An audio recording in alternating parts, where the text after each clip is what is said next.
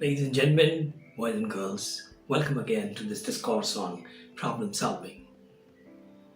We were stuck with many issues when we looked at life and action and happening from a lens called me. When I look at the problems from a lens that is me, I probably tend to look at things a little differently, a little more stringently, a little more acidically than what they are otherwise. So we try to resolve some of your ideological issues, some of your psychological issues, by letting you understand that there is no one man contact problems. There's no design of life, there's no design of destiny, which means only one man suffers. When the disease is invented, you would see hundreds and thousands already under that attack. If there's an accident, there's not one person who dies. So many people die. The man who puts his vehicle on you is equally at a threat as you and the party that is accompanying you is. So by and large, individual crises are not there. Okay. So by and large, there is some response that some of our problems are not individual oriented. They have come as a part of the larger nature process, and nature many times goes out of its own hands, out of its own mind. Nature goes like that. The same tree that the nature takes painstaking effort to grow, to bring it up, to make it taller, bigger, denser, greener, it uproots in no time. So the mind of the destiny, mind of the nature, the destiny of the nature, if at all it is there, if the nature too has a destiny, probably it's a larger and larger subject. My idea is to introduce those larger elements of the happening and of our life, okay, without, of course, me having any solution to it. But believe it or not, knowing a problem is good enough. Resolving a problem is a luxury. So while we were talking about the untimeliness, we understood that there is a obstruction. The time, as in the time and the space, the time, the moment, the time and the space coming together, the time is obstructing our luxury, our plan.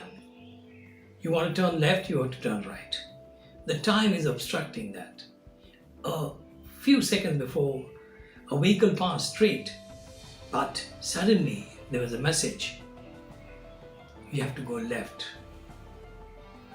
In the art of positive thinking, they say, well, the message was because all the earlier vehicles that went were affected by the bridge that came down. So the man who directed you to go left is simply trying to save your life, to save more obstruction, larger obstruction of the so-called time. We are desirous. We are desirous of the moment. We are desirous of a certain action. We are desirous of the time frame in which the things happen. We want the next goal to be scored a minute after a goal is scored against us. We don't have more than that. We can't wait. The game is on. Another 30 minutes, the game is on. But we want that to happen almost immediately. If the batsman is hit on a helmet, a big thud comes to him on his head, you want the batsman, the very next ball, you want the batsman to deposit it over the fence. Our understanding and perception of drama is sometimes too childlike. It's too childlike, and that's where the problem is. Problem is also now an engagement of the mind handling the obstruction. It may not be a real problem. It may not lead to a loss of a finger or a nail or some money, loss of a property. It might, however, mean the loss of the time, the loss of the luxury of living, which need to be redefined. Again, as we progress more, we will handle those complex subjects. Right now, we are looking at obstruction.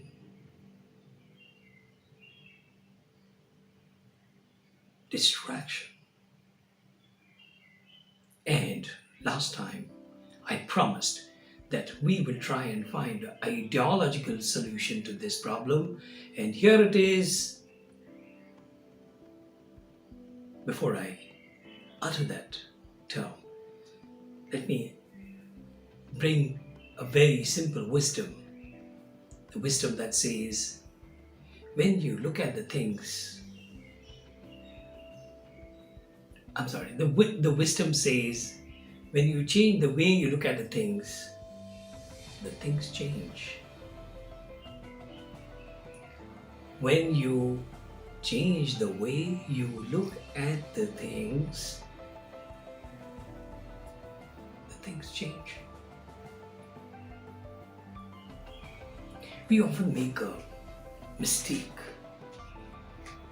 of using these idioms, proverbs for literature, which you're steadily not writing. I don't see much of the literature is written anymore. There are now softwares available for storytelling and story writing, for script writing. The software is available. At this rate, I can probably outsource my respirations. I can probably outsource my respiration. I can probably outsource my vision. Sad, very sad. It's a comfort now for the pseudo storytellers and story writers, but it's a discomfort for the evolution of human talents. That's little about. It's an obstruction, and to understand the counter strategy for obstruction, we brought the age-old wisdom. When you change the way you look at the problem, the things change. When you change the way you look at the thing changes. So, the counteractive of an obstruction is abstraction. The counter value or the counter strategy for obstruction is abstraction. Is it too early? If you think you're too early in your life to understand abstraction, a bigger problem is at hand. You're cooking a bigger problem.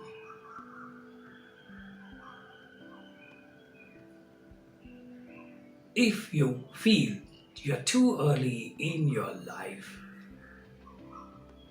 to understand abstraction, to get introduced to abstraction, the bigger problem you are cooking within yourself. Mark my words. So there are people who read the words. There are people who read within the space of words. There are people who read sentences, and there are people who read within the sentences.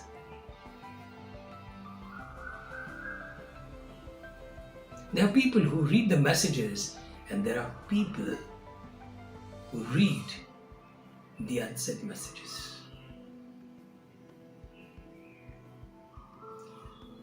Majority of the literature on something as difficult a term to understand, something as difficult a term to practice, an emotion to practice, something as difficult a term to theorize, conceptualize as love. As love, much of the literature in love is created here in the eyes.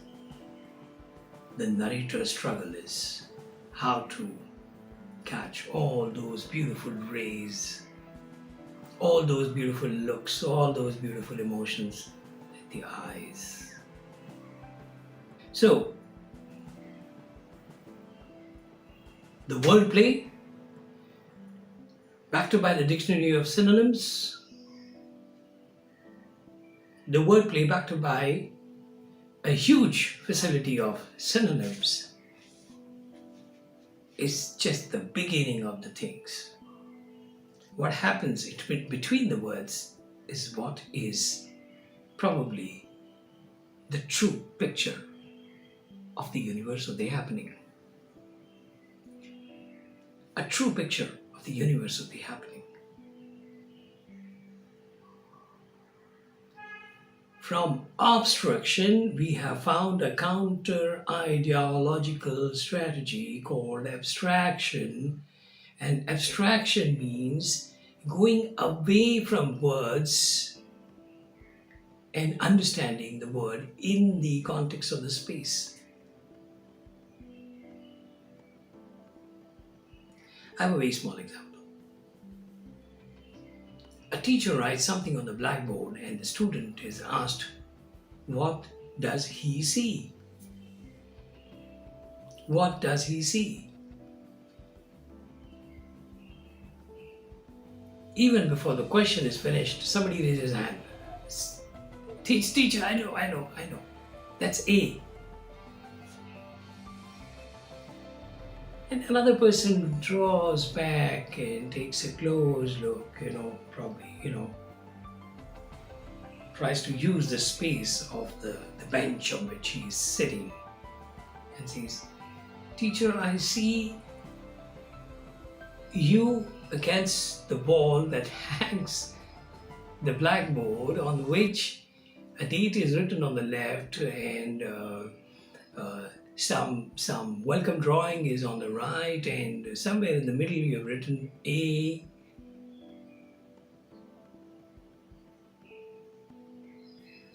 Is that the picture? Is it close to reality? Is it closer to reality?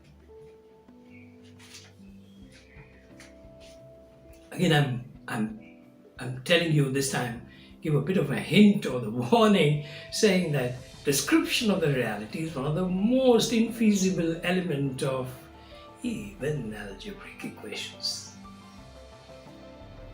Even if you have an nth power equation available, it will not probably be sufficient to express the reality.